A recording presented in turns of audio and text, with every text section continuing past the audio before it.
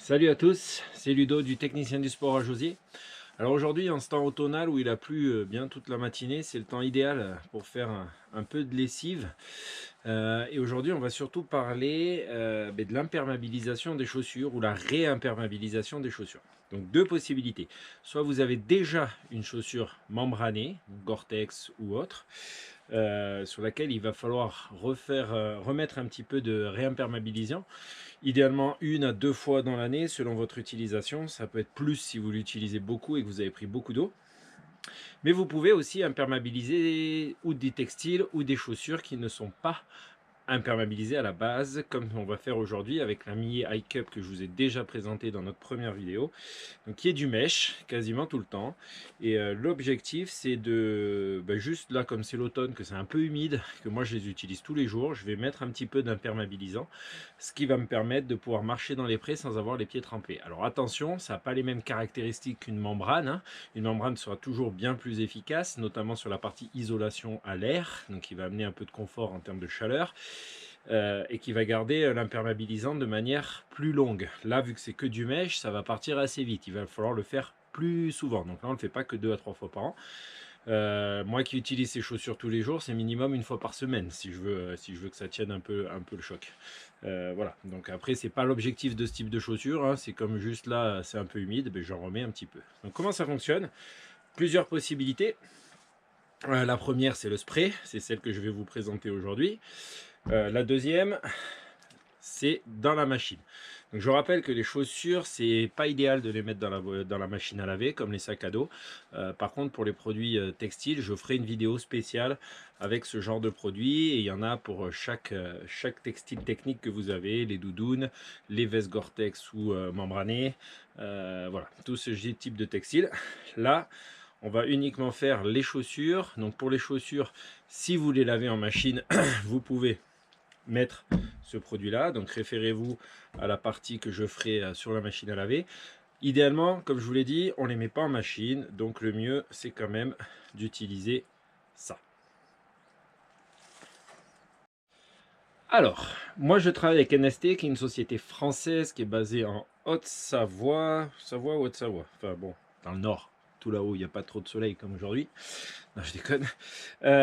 Ils font des produits donc sur les lois européennes qui sont propres. Il n'y a pas de produits agressifs dedans pour la nature. Donc ça, c'est ce qui est très important chez NST. Ils ont une gamme assez large. Ils utilisent vraiment, c'est à base d'huile d'essentiel, d'eau, de savon, des choses propres. Voilà, il n'y a pas d'aérosol. C'est pas un aérosol parce qu'on sait très bien que les aérosols, c'est quand même pas top pour l'environnement. Donc voilà, le système il est très simple. Vous avez une petite molette ici que vous venez, quand vous voulez le débloquer, vous la tournez vers la droite et vous allez venir pulvériser. On se met à 15 cm, donc à peu près ça, et on pulvérise toute la chaussure. Donc sur une chaussure, c'est assez simple. Hop, voilà. On en fait une, on fait l'autre de la même manière. On en met bien partout. Donc là, sur une chaussure, c'est facile, hein, c'est surtout sur une basse, ça va très vite. Et on n'a pas très peu de chance d'en oublier. Après, on prend une petite éponge que j'ai humidifiée au préalable pour bien venir tout faire pénétrer comme il faut à l'intérieur. Voilà. Hop. Vous voyez, sur ce type de choses, ça va très très vite. C'est vite fait, surtout que sur du mesh, ça va sécher vite. Donc là, l'idée, c'est juste d'amener un peu de déperlance, même beaucoup de déperlance, hein, ça fonctionne bien, hein. On va tester ça après. Voilà. Et là, on va les laisser sécher. Donc, on les laisse sécher dans un endroit sec. On les laisse pas sécher en plein soleil, idéalement à l'ombre, une pièce bien aérée. Donc, moi, j'ai la chance d'avoir une grande pièce qui est encore en fabrication. Ma maison, elle n'est pas finie, donc il y a plein d'entrées d'air, mais j'espère que il y a moins d'entrées d'air. Et vous trouvez une pièce où vous n'allez pas trop et qui permette et qui soit surtout bien aérée. Voilà, ça séchera plus vite. Allez. Alors ça y est, on a fait sécher les chaussures pendant 3 heures à l'intérieur de la maison, tranquillou. Et là, on va promener et tester ça. Voilà, il a bien plu, hein. C'est bien encore humide.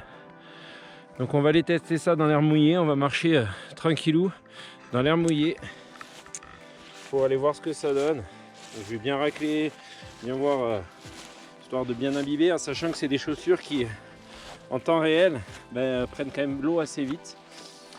Donc ça, on va tester ça.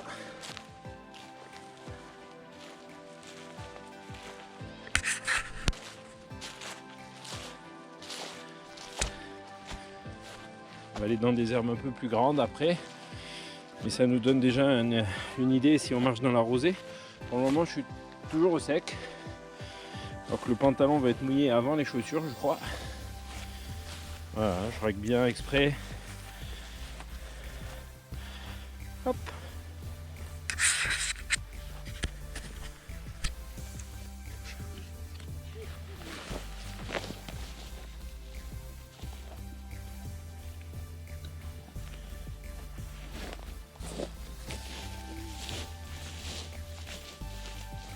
Alors voilà, ça fait bien une bonne demi-heure qu'on marche dans l'herbe bien mouillée, même vraiment trempée. J'ai exagéré exprès d'aller dans l'herbe vraiment trempée pendant un moment.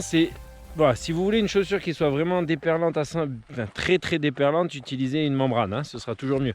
Mais là, ça fait quand même bien une demi-heure qu'on marche. Et je suis toujours au sec. Les chaussettes sont sèches. Par contre, le dessus de la chaussure est bien trempé, donc c'est que ça a fait son rôle et que ça marche bien, alors que si j'avais pas mis ça, je serais déjà trempé depuis le début. Donc voilà, à utiliser sans souci. Et voilà, si vous voulez une chaussure vraiment déperlante, il faudra une chaussure membranée. Mais si vous avez une chaussure et que vous en avez marre de prendre l'eau parce qu'il y a beaucoup d'humidité sur une période précise, ça peut être utile. À bientôt pour une nouvelle vidéo, le technicien du sport Josier.